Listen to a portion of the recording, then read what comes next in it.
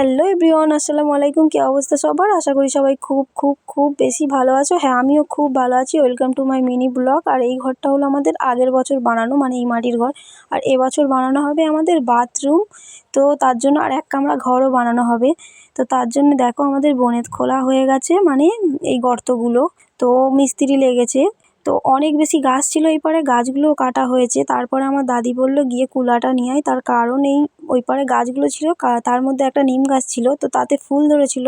তো সেই গাছের ফুলগুলো আমার দাদি মানে ছিঁড়ে ছিঁড়ে নিয়ে এসে কুলায় ভালো করে ঝেড়ে নিচ্ছে। আর এগুলো সজনে ডাঁটার সাথে খাওয়া যাবে, এমনি ভেজে রেখেও খাওয়া যাবে। আর আজকের আবহাওয়াটা খুবই ভালো ছিল, বেশি রোদ ওঠেনি। তো খুবই সুন্দর ছিল আবহাওয়াটা। আর আমাদের এখানে অনেক বেশি গাছপালা ছিল, তো তার জন্য খুবই ছিল মিষ্টি আবহাওয়া একটা। তো তারপরে সন্ধ্যাবেলা আমরা গিয়েছিলাম ইট বওয়ার জন্য, তার কারণ রাস্তার ধারে ইট ফেলেছিল। আর আমাদের বাড়িটা যেহেতু ছিল মাঠের মাঝখানে, তো ভিতরে গাড়ি আসতে পারেনি। তো তারপরে সন্ধ্যাবেলায় গিয়েছিলাম আমরা, মানে ইটগুলো রাস্তার ধারে ছিল, সেগুলো বয়ে বয়ে আমাদের মানে পুরো বাড়ির কাছে নিয়ে আসার জন্য, যেহেতু মিস্ত্রি খুব তাড়াতাড়ি লাগবে। তো ওই জন্য বাইরের কাজগুলো আমরা সেরে নিচ্ছিলাম, আর রাত্রিবেলা কাজগুলো করছিলাম বাড়ির সবাই মিলে, মানে আমার মা, আমি, আমার বোন। তো আমার ভিডিওটা ভালো লাগলে একটা লাইক করতে ভুলবে না। টাটা, আল্লাহ হাফেজ।